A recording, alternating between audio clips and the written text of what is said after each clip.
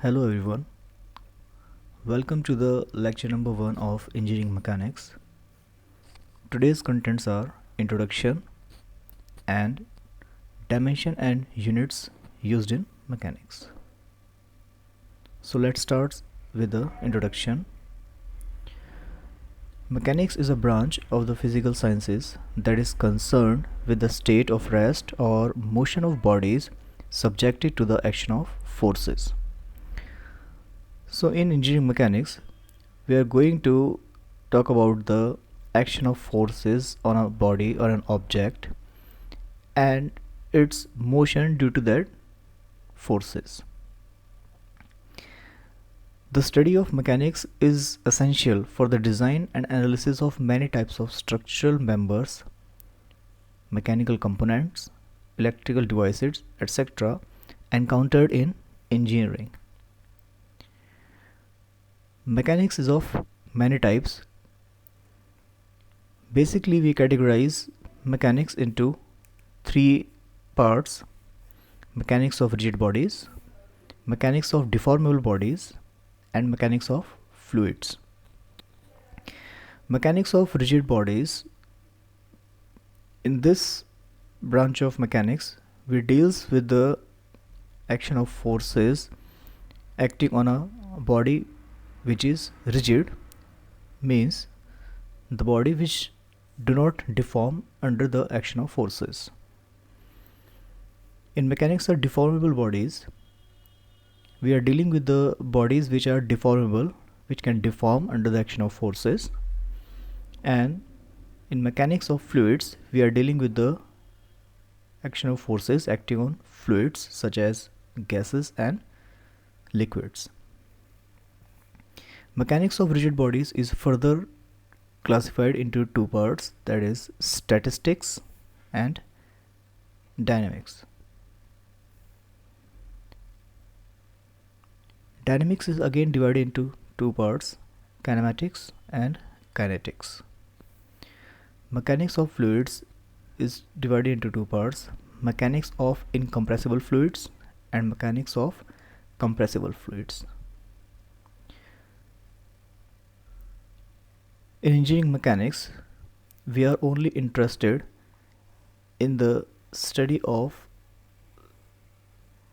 this portion. Means in engineering mechanics, we are only dealing with the rigid bodies. Mechanics of deformable bodies, the study of action of forces acting on deformable bodies comes into the subject known as strength of material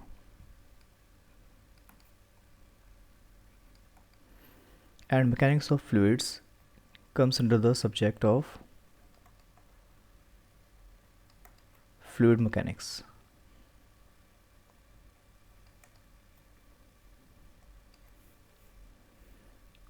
So let's start with the mechanics of rigid bodies.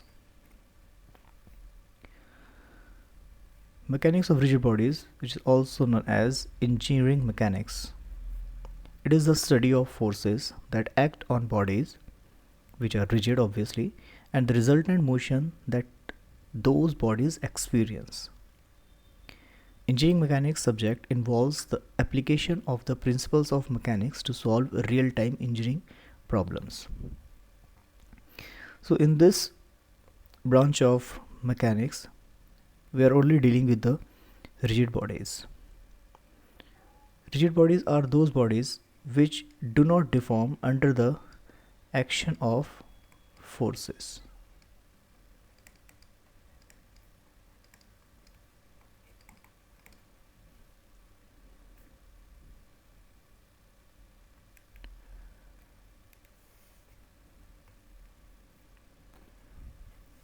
As we see that engineering mechanics is further divided into two parts, statics and dynamics. So the part statics, it deals with the equilibrium of bodies under the action of forces. Body may be either at rest or move with a constant velocity. So in this in this statics, we are only dealing with the bodies which are at rest position or moving with a constant velocity. For example, in this figure, we can see that a person is sitting on a chair and it's in equilibrium position. So the action of forces in this scenario is the reaction forces on this chair and on the back. So R1, R2, R3, and similarly, let's see the example of this one. A book resting on a table. The book is exerting its weight on the table, and in response to this weight, table is offering a reaction to this book. Similarly, as we talk about the move with a constant velocity, the crane is carrying this weight and it's moving from a point A to point B with a constant velocity. This also comes into the statics. Next is dynamics. Dynamics means in motion. So it deals with the motion of bodies. Whenever our body experiences a displacement under a action of forces, it comes into this branch, dynamics. As you see in this example, a car is moving with a velocity of 10 meters per second in this direction, and friction is acting in opposite direction of that force applied.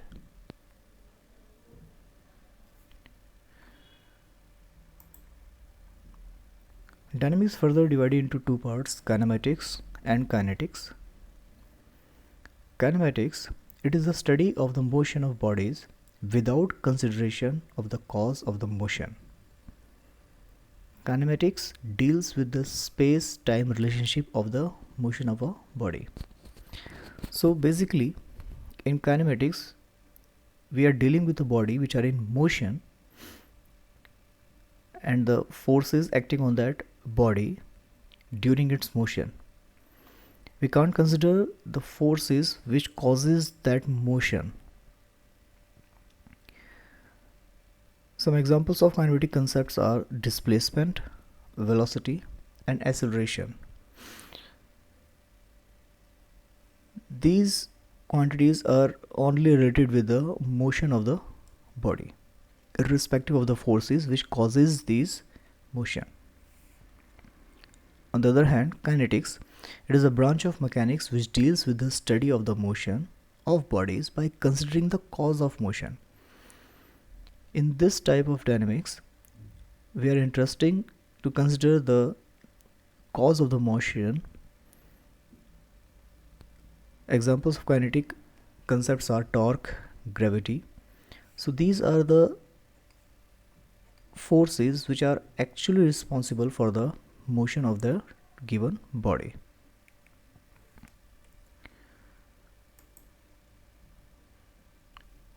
Now we are using some dimensions in mechanics.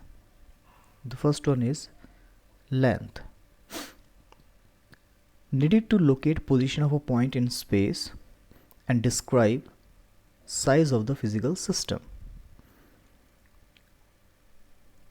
Such that displacement, that what distance a body has covered during its motion is given by its length.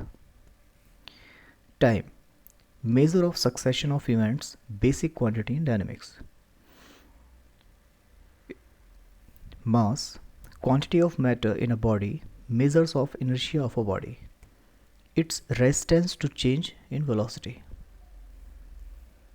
Force represents the action of one body on another, characterized by its magnitude, direction of its action, and its point of application.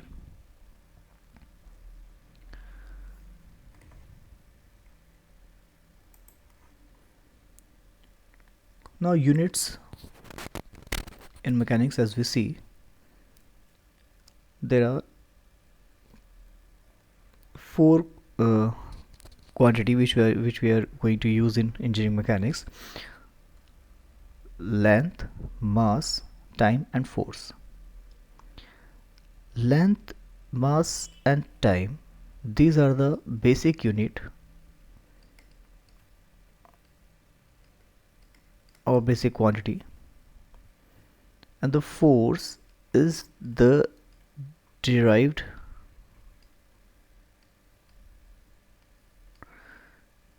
unit.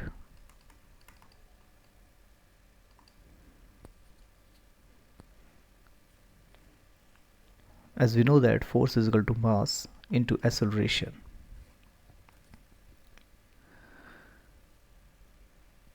In dimension, we know that force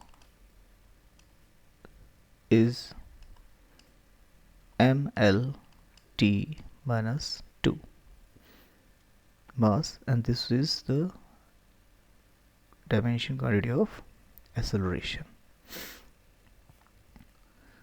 Dimensional symbols we are going to use for this: L for the length, mass m, time t, force f. The units we are going to use in SI units, we're going to measure length in meters, mass in kilogram, time in second, and the force in Newton. In CGS unit, length in centimeter, mass in gram, time in second, and force in time. So from the formula of force, that is force is equal to mass into acceleration,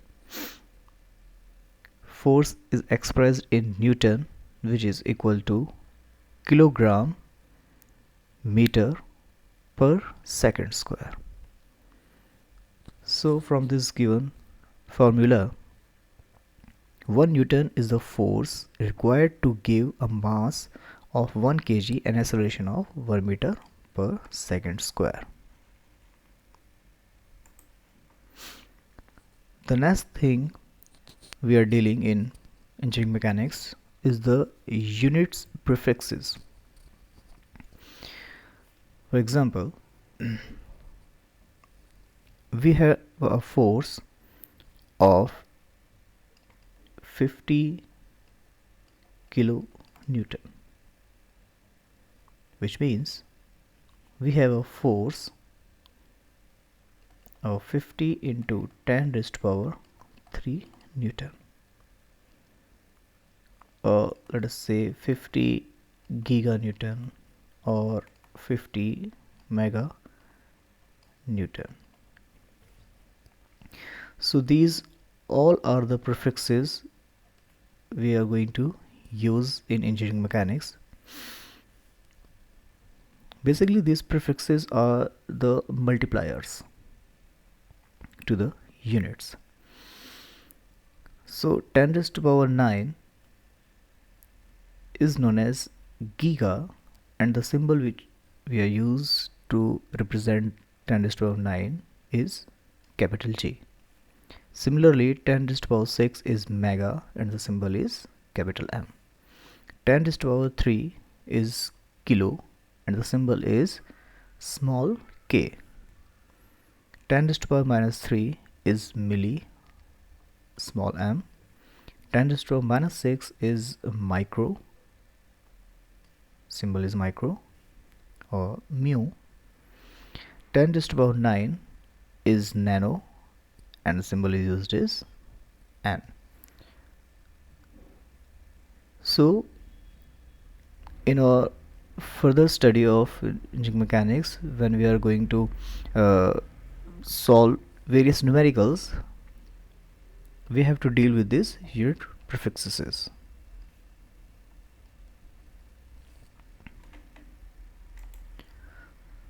So that's all for the lecture number 1.